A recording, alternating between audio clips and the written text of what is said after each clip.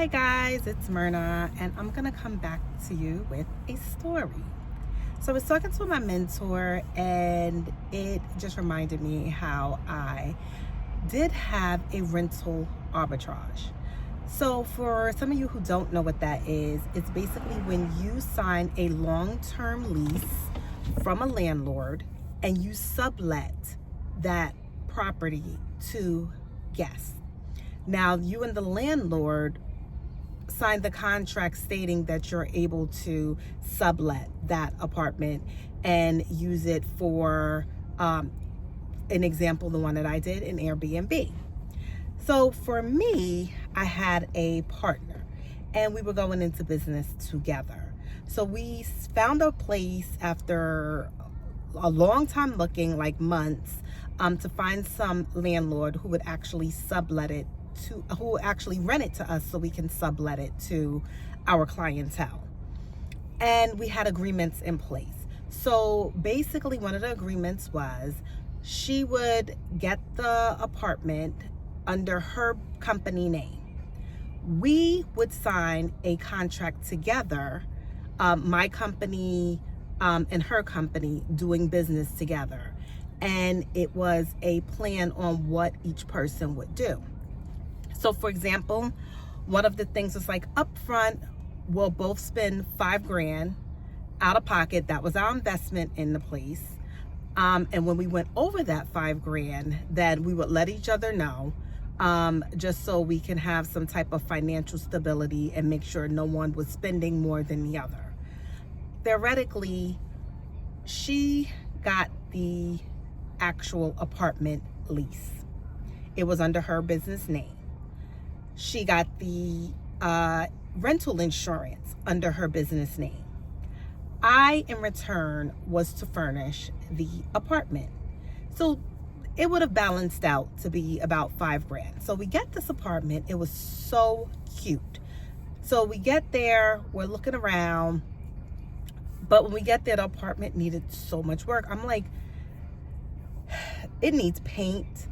Things need to be patched. It looked like somebody threw coffee on the walls. I'm like, the screens are missing in the windows. So now I'm like, okay, you need to contact the landlord and let him know that these things need to be done. Now, let me put into perspective that we were in Connecticut.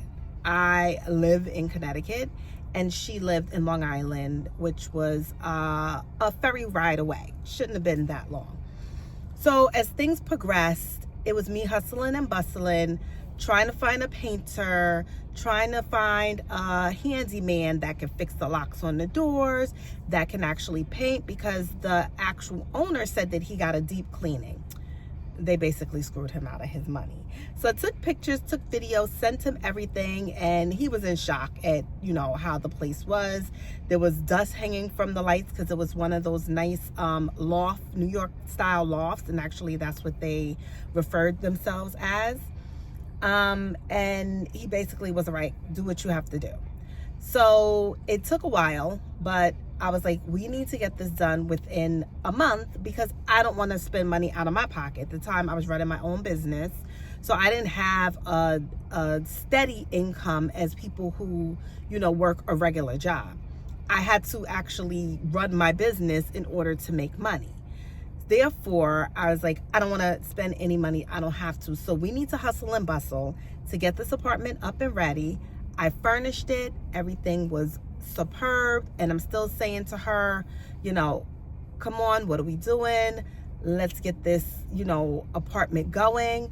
Come help me set up the furniture. Come help me just, I have all the stuff. Let's put whatever we need together. Let's get it done.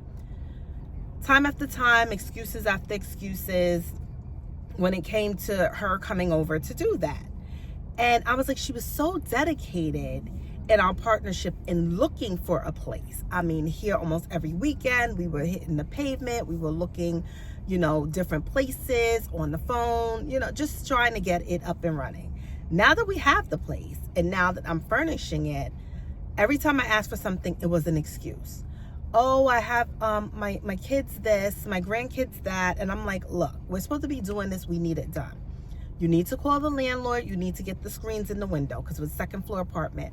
I didn't want anyone small child. And you know, with the loft apartments, those windows are almost floor to ceiling. I did not want any responsibility of some kid, you know, looking out the window and something, you know, drastic happening. So we need to get the screens in. Dragging her feet, dragging her feet, dragging her feet. So she's like, well, we'll just tell them don't open the windows. I'm like, where they do that at?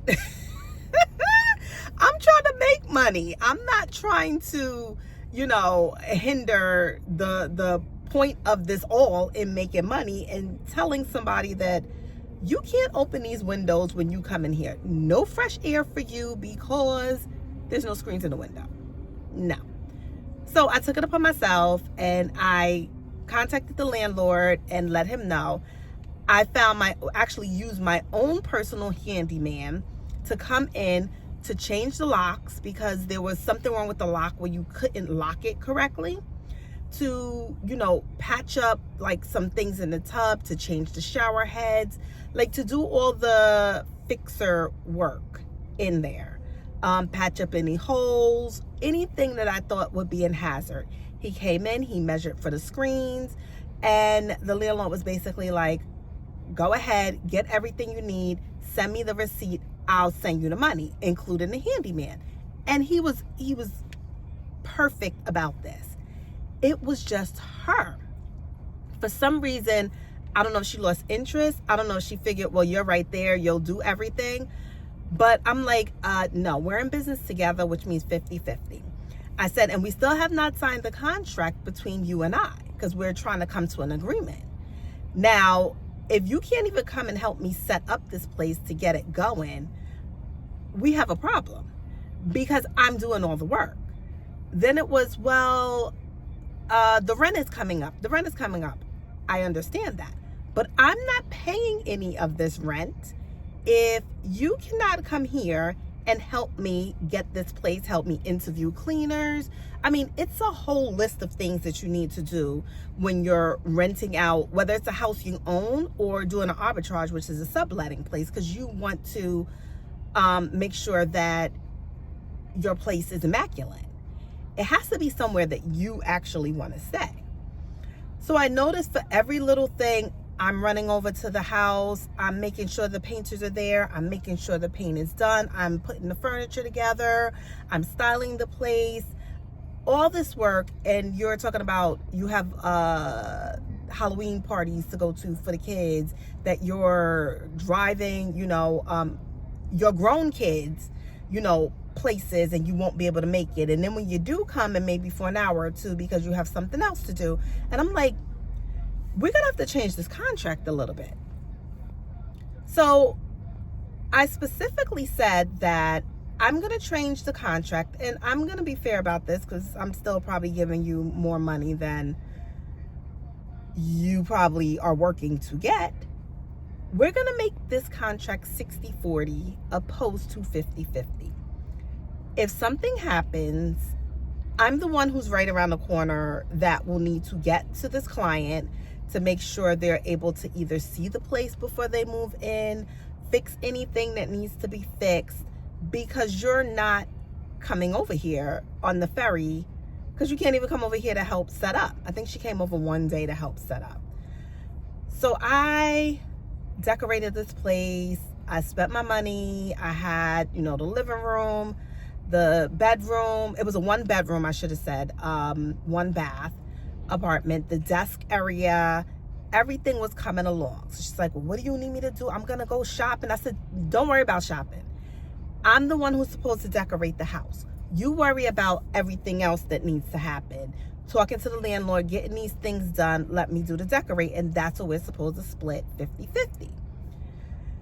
So when I came up with the contract, she refused to sign it. And I was like, well, run it past your attorney, make any changes you want to make, and give it back to me, and I'll run it past my attorney. And it still lingered. I'm assuming that she didn't have an attorney. That was my thought.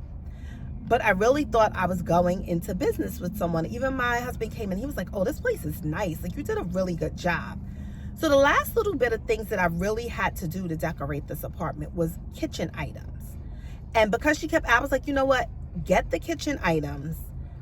This is what the style is gonna be. Very, very New York loft, situation. We need silverware. We need certain things. This is the vibe. Come see the place decorated, then you'll get the vibe. Like, I even had a lockbox where she could have just come on any day and took the key and went in and, looked around and saw where I was going with it and brought whatever she wanted to.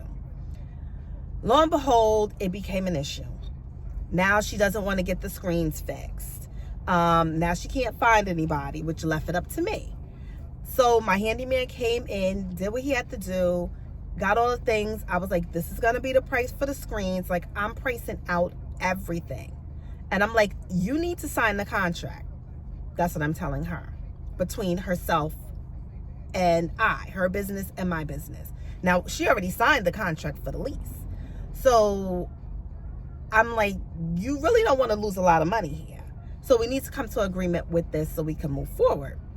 So it kept being a back and forth with the 60-40. I'm like, 40% is actually gracious because you're not here to do the work. I'm doing the work. Still nothing. So I was like, here's my final thought to you. Either we're going to do this 60-40 or we're not going to do this at all. I'd rather lose a little bit of money up front than to you lose a whole lot of money for an entire year on the back end.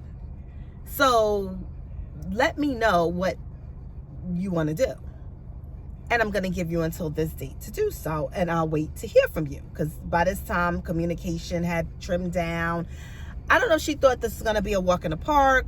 I don't know if she just wasn't pressed. If I go into business, I do not want to spend my money to make money if I don't have to. In the case of any rental that you do, the purpose is to get it up and running as quickly as possible and get money into your hands ASAP. So if you have 30 days until your next rental payment or mortgage payment, that's the time within the first 2 weeks, you want to try to get everything done and together, everything planned out, all your furniture, all the things that you need. You are working day in, day out to make sure that this runs smoothly. And when the first of the month comes, your rent is already paid.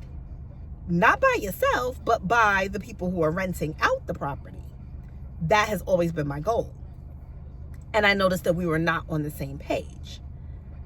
So now I'm pissed.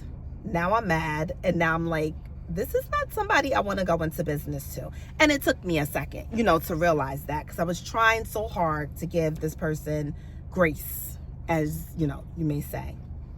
So it just ends up happening. I was like, you know what? My husband's like, no, just kidding. I was like, no, because if it's little things that you can't even do, and I'm like, well, you be responsible for setting up the sites to make sure that people, none of this was done.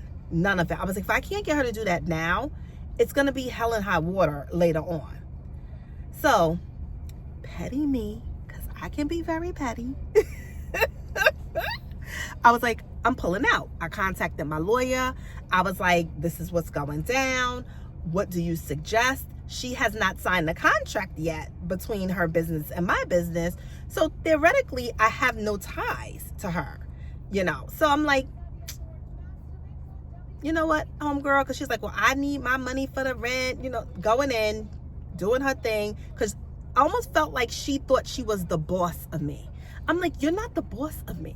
We're in business together. We are both boss women if you run a business right. But this is not how I work. So I was like, I'm calling it quits. I literally went into that house, that apartment. I'm going to show you some pictures if I can find them too. I'm going to look for them because I think I still have them. This was a few years back. This is quite a few years back. But I think I still have the pictures. If so, you'll see them at the end of this video. I went in the house. I literally took out everything that I put in. All the living room furniture, the pictures on the walls, the clock, the desk, the TVs that I put up, the bed. I had TVs hung in the living room. Took those down off the wall. Anything that I put my money into, the comforters, the sheets, down to the nitty gritty, pulled it all out. I said, I'd rather lose a little bit of money and not a whole lot of money for the whole year in rent and utilities and things of that nature. So with doing that, you know, you order from like your Amazons and things that I was sending a lot of stuff back, and a lot of stuff I just decided to keep because it was always been on my radar to do this. And I was like, at least I'll already have a start. So some stuff I did keep, some stuff I did use, but the majority of it I was able to send back. And I may have lost out on a couple of $100s, but I'm like, I'd rather lose, you know, a couple of $100s than thousands and thousands of dollars of hardworking money that I've worked for and call it quits. Said nothing. I was like, all right, we're not going to go back and forth about this contract and what you're going to do and what I'm going to do. I'm done. Went in there, nothing said, cleaned out the apartment, took everything back, left her the key. I did leave the key in a lockbox. I gave her the code. I was like, yep, you can go in the house on this day. I had access to the code, so I was able to send her a one-time code so she could access the key to the apartment. And once I knew that she got that key, the lockbox locked back, so she wasn't able to open it to put the key back in there. I even left my extra key in the apartment for her, just to know that this is done. Emptied out everything. Only left the few things that she did bring in there. I was done. So I say all this to say, if you decide to go into business together, although I thought I was doing the right thing in making sure that we both knew our roles in what this arbitrage would be and what we needed to do once we got it running, once we actually secured a place. So I thought. It didn't work out for me. But I'm saying to you, make sure you have all your ducks in a row. Make sure that you know what side of the business that you're handling and your partner knows the side of the business that they're handling. Ask, this was probably one of my first issues. I didn't ask, how much time can you commit to this business? Because if I would have known that she had limited amount of time, I would have said, if we do this, we're not doing 50-50, we're going to do 60-40 or 70-30 or whatever it is, because you're still getting a cut of something that you're doing very little for, you know. So with that being said, on your ventures, if it is real estate, if it is obtaining a property for rental, whether it's long-term, short-term, mid-term, make sure if you have a partner that everybody knows what they're doing, that you know how much time everybody's spending in there, that you decide who is going to be on this lease, who is going to supply the furniture, how are you going to spend your money, what's your budget going to be in the beginning. Because of course, the goal is to make money to pay yourselves back. So we were going to get this money back anyway. But in the end, she lost big time because her name was associated with the lease, which meant that she had to keep the lease for an entire year. Now, I don't think she thought about this when she tried to reprimand me on what she was doing versus what I was doing and how much money she wanted versus what she wanted to give me, even though I was doing all the work. So now you're stuck with a year lease in a state that you don't even reside in, that clearly you cannot come to but so many times a week or a month. And now you have to furnish a place. Now you have to set up all the things so that you can rent out the place. So she didn't think that through. So I kind of walked away with nothing, making it easy. Honestly, I don't know whatever happened to the property. I don't know if she still decided to go through and rent it. Her best bet would have been for her to get a long-term tenant that would have stayed for, I mean, at this point, we had already spent them 11 months, or given them 12 months, because after that, it would have been a month-to-month lease, at least to not have to pay the utilities and the rent that you signed on with for this actual landlord.